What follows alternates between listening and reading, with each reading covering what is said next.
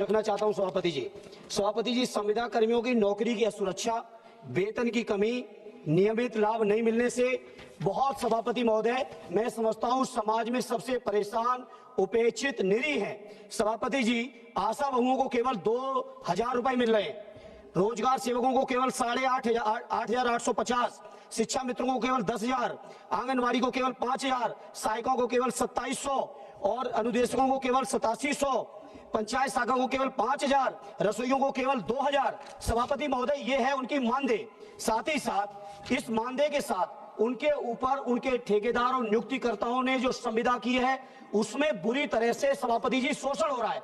सभापति जी सुन लीजिए, बहुत गंभीर मामला है और देश के अंदर सेवाओं में सबसे आगे, अभी SIR में सबसे ज्यादा यही लोग लगे और कई एक की आत्महत्या कर चुके हैं, इनको हार्ट अटैक हो चुका है। इसलिए सभापति जी मेरी एक दो मांग सुन लीजिए, सभापति, मेरी सीधी मांग है, केंद्र सरकार जो 5 ट्रिलियन इकोनॉमी की बात करती है, दुनिया की तीसरी चौथी अर्थव्यवस्था की बात करती है, उत्तर प्रदेश सरकार भी दावा कर, सर एक बार सुन लीजिए, इन कर्मचारियों को स्थायी किया जाए, स्थायी कर्मियों की जो सुविधाएं हैं, सेवाएं हैं, स्वास्थ्य लाभ है, बीमा, उनके परिवार की सेवाएं हैं,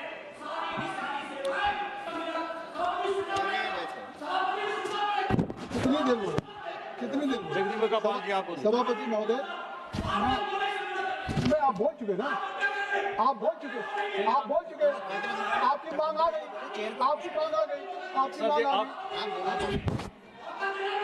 तो मांग कर लो ना।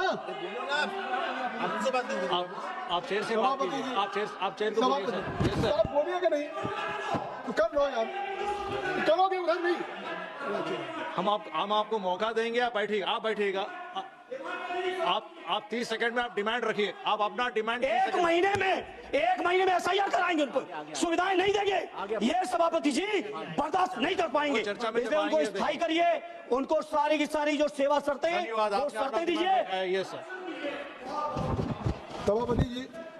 सभापति जी मैं आपके माध्यम से मैं चाहता हूं कि आज जो सरकार को तत्काल हस्तक्षेप करे, क्योंकि 7 दिन जो पूरे लोकसभा का सत्र होता है, मंडे टू फ्राइडे सभी मेंबर ऑफ पार्लियामेंट इस सदन में रहते हैं, सैटरडे संडे सबके क्षेत्र में कार्यक्रम लगे रहते हैं। कल हमारे यहाँ भी दिव्यांग शिविर लगा हुआ है, किसी को बेंगलुरु जाना है, किसी को चेन्नई, किसी को कलकत्ता।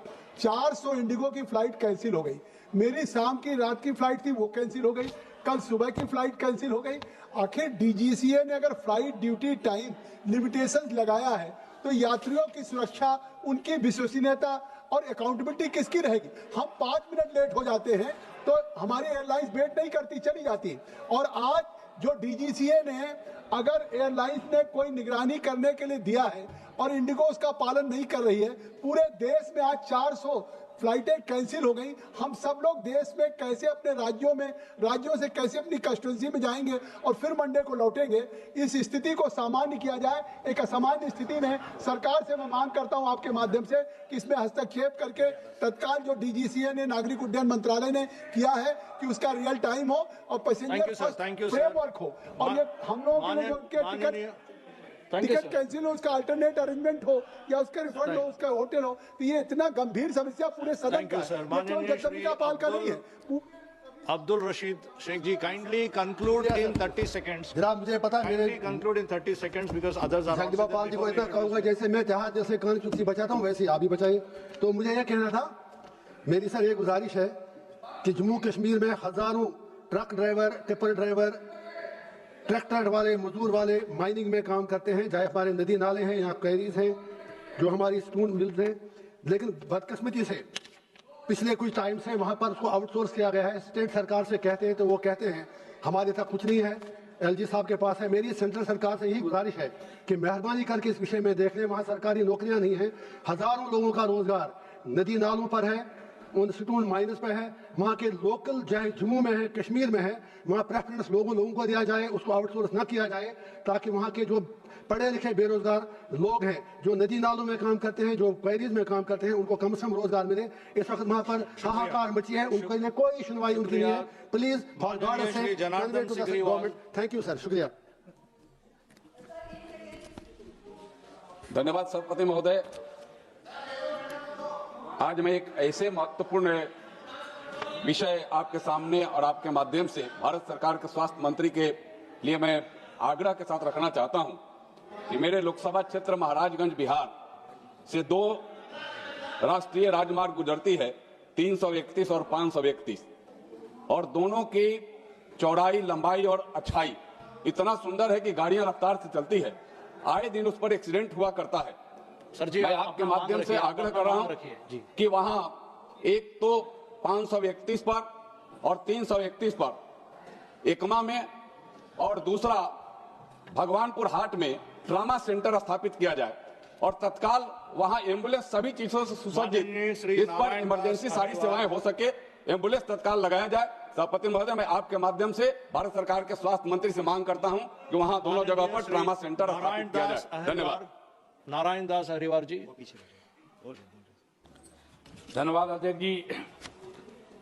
आज पूरे देश और प्रदेश और मेरे लोकसभा क्षेत्र जालौन, नरोठा, भोगनीपुर में अध्यापन कार्य कर रहे शिक्षक व शिक्षिकाएं माननीय उच्चतम न्यायालय के आदेश से अत्यंत भयभीत हैं, जबकि भारत सरकार द्वारा कक्षा 1 से 8 तक पढ़ाने वाले शिक्षकों की शैक्षिक योग्यता भर्ती के लिए निर्धारित किया गया, जिसमें अन्य योग्यताओं के साथ साथ शिक्षक पात्रता परीक्षा TT पास करना अनिवार्य किया गया। यह योग्यता 2010 के बाद भर्ती पर लागू होना था, पहले से नियुक्त शिक्षक पर यह लागू नहीं होना था, परंतु उच्चतम न्यायालय के निर्णय के पहले से नियुक्त शिक्षकों पर भी ये लागू हो गया है। जबकि नियुक्ति जब हुई थी उस समय योग्यता निर्धारित थी, उसे पूर्ण करने के बाद ही उनकी नियुक्ति हुई थी।